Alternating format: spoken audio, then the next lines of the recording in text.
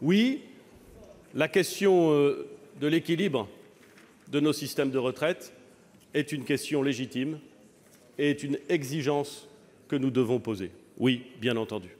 Car notre système actuel, avec ses 42 régimes, est un système fondé, et c'est heureux, sur la répartition, c'est-à-dire sur la solidarité entre les générations, les actifs payent pour les retraités, et sur la solidarité entre les professions, ou plus exactement à l'intérieur d'un régime, et parfois avec d'autres régimes, nous le savons.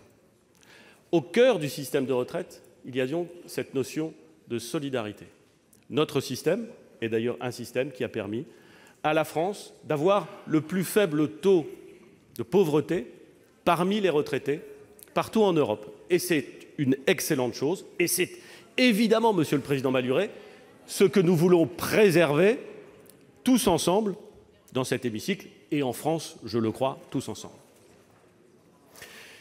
Mais la solidarité, ça n'est pas, c'est même le contraire de l'irresponsabilité. On peut parfaitement accepter l'idée que les actifs payent pour les retraités, mais il y aurait quelque chose d'irresponsable et de finalement très peu solidaire à dire que, n'arrivant pas à financer les pensions, alors les actifs laisseraient à leurs enfants le soin de payer leur pension plus la dette.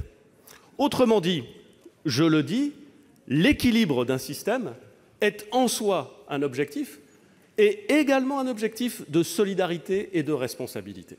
Je l'ai dit depuis le début et je continuerai à le dire jusqu'au bout.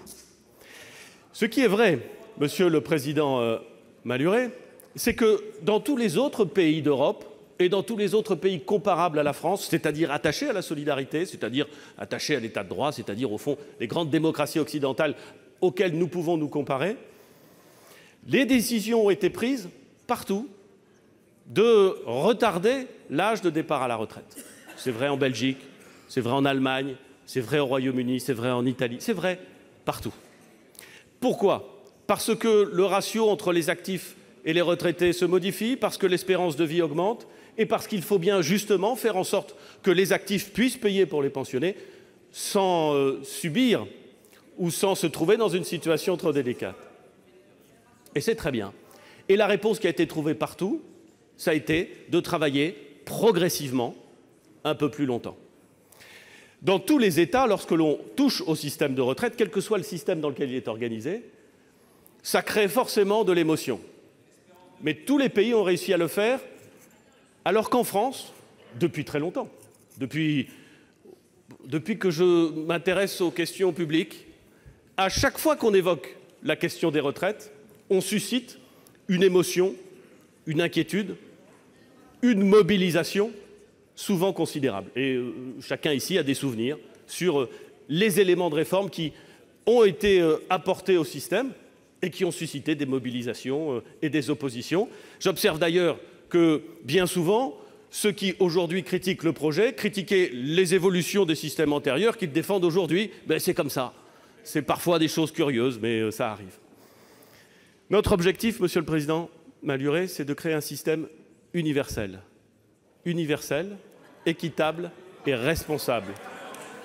Un système universel, c'est-à-dire que l'ensemble des Françaises et des Français, quelle que soit leur profession, leur métier, auront les mêmes droits et seront soumis aux mêmes contraintes. Et c'est un élément de justice et d'efficacité. C'est même un élément d'adaptation au monde tel qu'il se transforme. Car de plus en plus, les carrières professionnelles sont variées et diverses. Telle personne qui un jour est fonctionnaire devient salarié, puis ensuite indépendant. Nous savons que les carrières professionnelles sont hachées, nous savons qu'elles sont diverses, et nous savons qu'un système universel par points et par répartition permettra de bien mieux prendre en compte la diversité des parcours professionnels, la fluidité des parcours professionnels et la justice entre nos concitoyens, à laquelle, évidemment, nous sommes tous attachés. Le projet de loi sera présenté prochainement au Conseil des ministres. Il sera présenté, et c'est bien naturel, à l'Assemblée nationale à la fin du mois de février. Le Sénat en connaîtra à partir du mois d'avril, la discussion, j'en suis certain, sera dense, sera riche et sera passionnée. Je l'attends avec impatience.